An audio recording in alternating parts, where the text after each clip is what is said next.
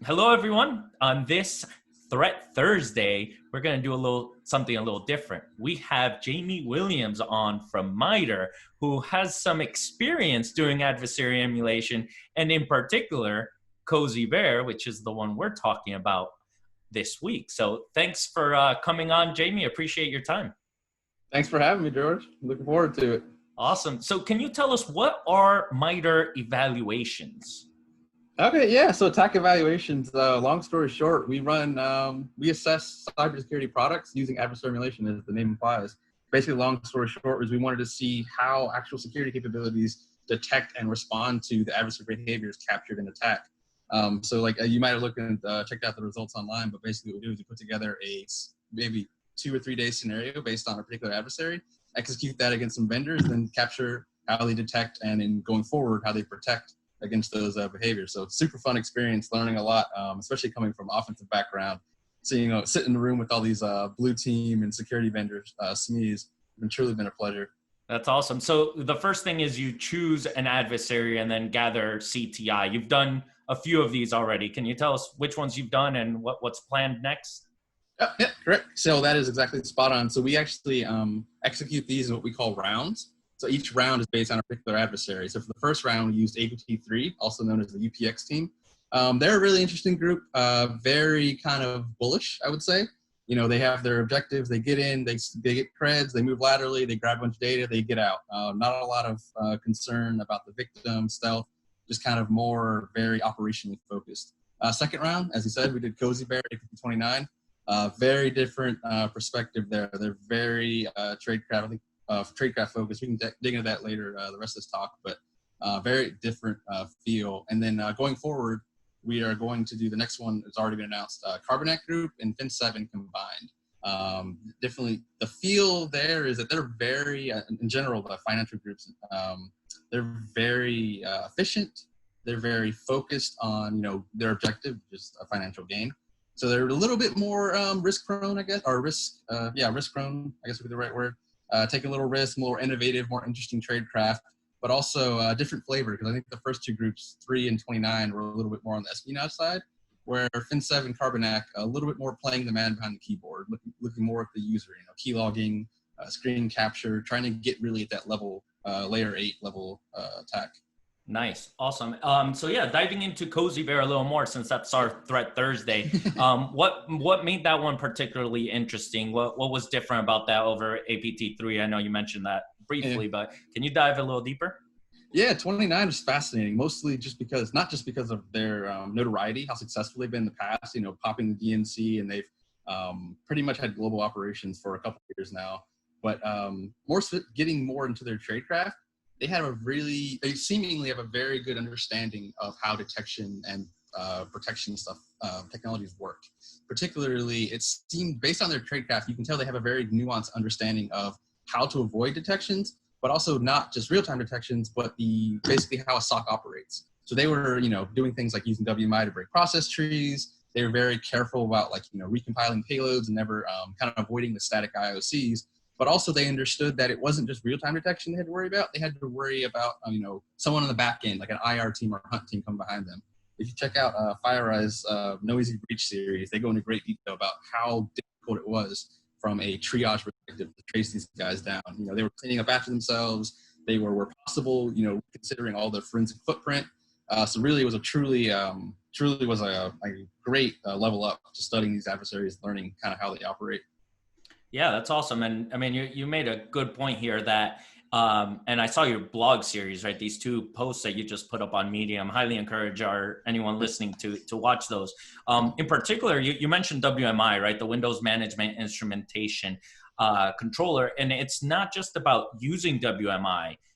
For example, here you have step 14B that isn't just one TTP, but a few of those TTPs. Can you dive a little bit deeper why that's important in adversary emulation, not just doing one, but doing them kind of in a chain? That was one of our biggest realizations in this entire eval process, is exactly like you said, nothing really happens in a vacuum.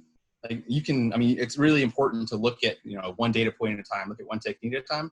But in a real breach scenario, adversaries are executing behaviors that are really like an aggregation of different TTPs. If they're like something like WMI, it's an execution technique. They're executing something, but what are they doing? And like, looking across different adversaries, you may see, a lot of adversaries dump credentials, but there really is no standard or uniform way to dump credentials. In case of APT29, they had a very interesting, very creative way that they did it. They actually used WMI to not only break the process tree, but they hid the results in a repo, kind of more or less as like a kind of a pseudo persistence. So they had, the plain credentials dumped on target in a repo that anytime they wanted, they can go, read that repo real quick and get plain text without having to dump credentials again. So yeah, long story short, we had a really big kind of realization that, the TTP based approach is really interesting. And like, I really do appreciate projects like Atomic Red Team, where you're kind of looking at one technique at a time. But there is a lot of nuance and also looking at like combinations of techniques, discovery via, an API versus discovery versus PowerShell versus discovery versus like a CMD are all very different, behaviors to detect from a detection standpoint. Yeah, excellent. I mean, that goes hand in hand. And I love this blog post. Factor 1, detecting a behavior is not detecting every technique, the one-to-many problem.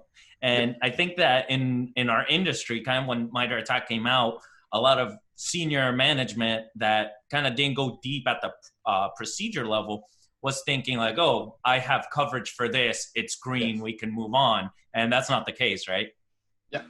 And that was kind of what and on the flip side of that, like everyone wants like, their stoplight charts to be all green, like everything's good. We're detecting every technique, but in the real world, that's unrealistic. Like there's certain techniques that, they're maybe just too complex to detect, scalability, like something like API monitoring.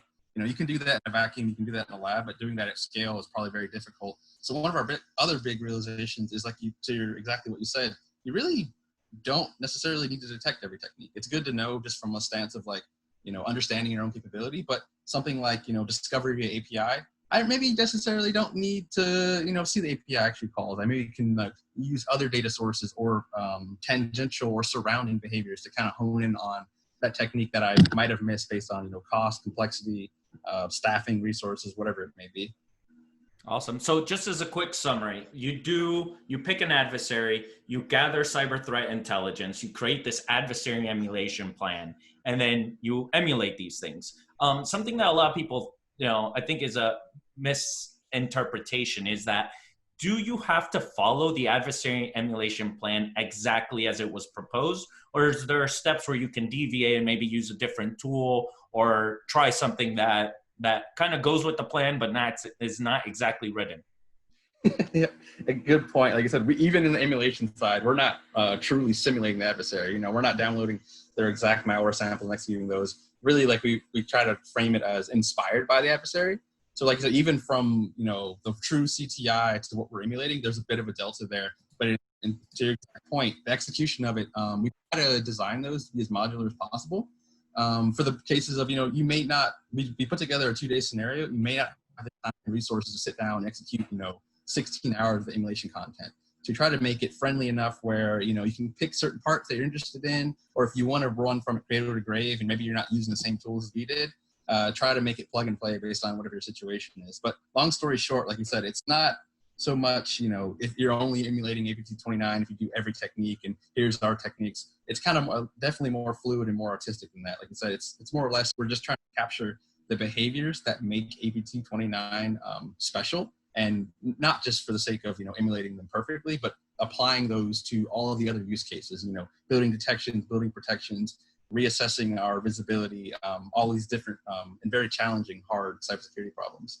Excellent. That's a perfect segue to my last question here, which is the actual evaluations and the blue team detection side. So a lot of people see these results. They're way different than what we're traditionally used to as far as like a vulnerability scan, right? Like these results are different, have to be interpreted differently. Can you talk a little bit about how someone can consume these results, and then maybe dive into a little bit of, what can they do to try to detect APT29 or Cozy Bear in particular? Yeah, that's a great point. Like I said, the biggest thing on this one is we don't rank or score. Not because we don't want to or because we don't feel like it. It's because we can't. Truly, you said you'll quickly, if you take a look at our results, you'll quickly see that there is no right way. Like you said, every vendor has a different approach. They have different philosophical ideas on how to detect these things. So it's more or less, we're really just trying to provide the transparency for you as the user to go and look and kind of pair with, what are your specific concerns based on your environment and your priorities, and, even little things like what kind of UIs do you like? Do you want a lot of information? Do you want a little information? Do you want a lot of alerts? Do you want few alerts? Do you like things drawn out in process trees? Or do you kind of like lists of indicators or whatever? Where we're really trying, and then not just on the like visualization stuff side, but also like on the methodology side. Like, are you more concerned about particular techniques? Are there certain, visibility areas that you're more, based on like my own crown jewels, like I'm more concerned with espionage versus, something like impact or something like that. So really what we're trying to enable is those types of decisions on your end. But from the, I guess, the high level 50,000 feet view, we can't prescribe a right way. So really our biggest methodology and kind of biggest priority is highlighting what makes each vendor special.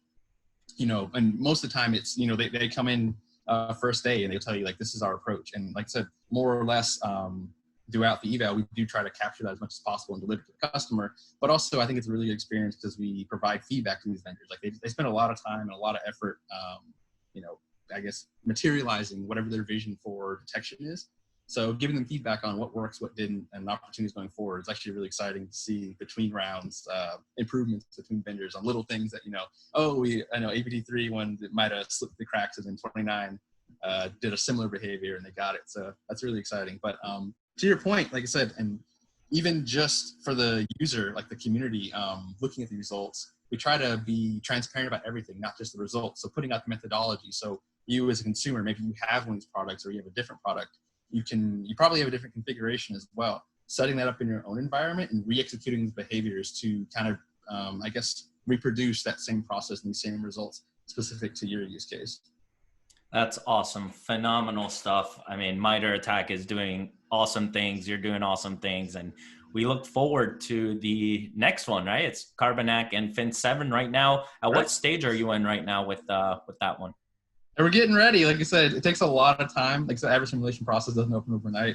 A lot of research, a lot of dev, a lot of testing, making sure, especially in this use case, repeatability is a big thing. Like I said, we're executing the same emulation plan over and over again. I think for APT29, we might have done it, I believe, over 100 times. So wow. We had a lot of cozy bear on these things, but yeah, like I said, I think we're getting started probably in the fall. It'll be exciting. Like I said, I think sitting down with the familiar faces vendor, probably familiar vendors, probably over Zoom. So we'll see see them some way. But yeah, I think no set dates on results or anything like that, but definitely in the lab, in the kitchen, cooking things up and.